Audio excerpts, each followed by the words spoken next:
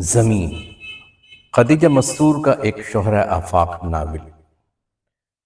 خدیجہ مستور جو 11 دسمبر 1927 کو پیدا ہوئی، پاکستان سے تعلق رکھنے والی اردو کی مشہور و معروف ناول نگار اور افسانہ نگار تھیں، جو اردو ادب کی بے حد مقبول شخصیات میں سے ایک تھیں۔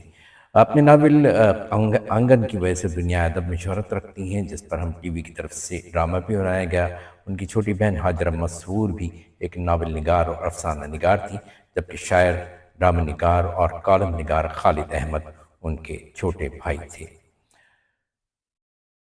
خدیجہ مستور کا یہ ناول پاکستانی جو تاریخ ہے اس کے حوالے سے بہت اہم ہے۔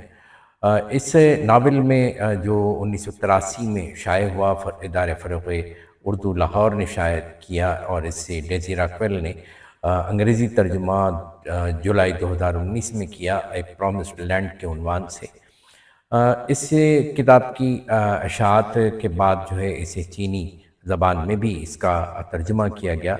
اس میں تقسیم ہند کے دوران پیدا ہونے والے اقتصادی سیاسی انتشار جو پیدا ہوا اسے پیش کیا گیا ہے، اور اس کا آغاز خدیجہ کے پہلے ناول آنگن کے آخری منظر سے ہوتا ہے، یعنی لاہور کا والٹن کیمپ۔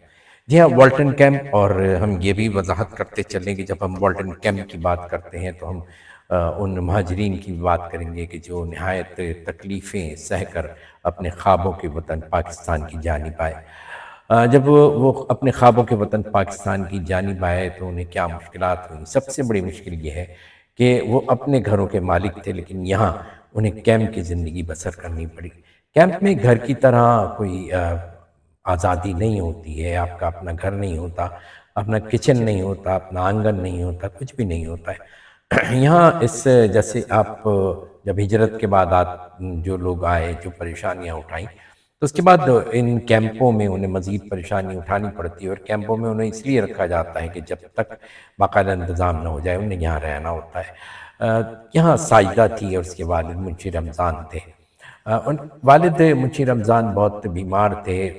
خدیجہ دیکھتی ہے، ساجدہ دیکھتی ہے کہ پریشان ہو کر وہ آ رہے ہیں تو اور بیمار ہیں، تو وہ انہیں جو ہے بہرحال ان کے خیمے میں لے جاتی ہے اور انہیں کہتی ہے کہ وہاں جا کر وہ اپنے خیمے میں آرام کریں۔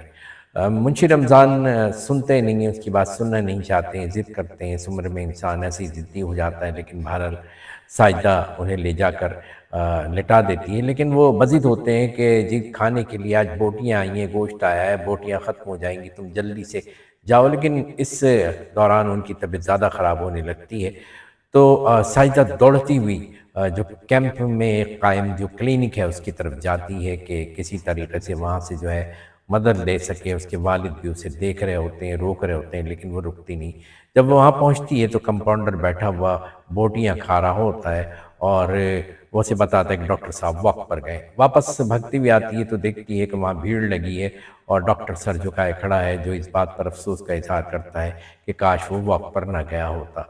وہ جب آتی ہے تو کیمپ میں اندر جو ہے اس کے اپنے خیمے میں دو عورتیں بیٹھی ہوئی سپارہ پڑھنے کی کوشش کر رہی ہوتی ہیں اور سو جاتی ہیں، اور وہ ایسے مایوسانہ ماحول میں اپنے باپ کے ٹھنڈے چہرے پر سر رکھ کر یہ سوچتی ہے کہ کاش اس کے آنسوؤں کو کوئی نہ دیکھے۔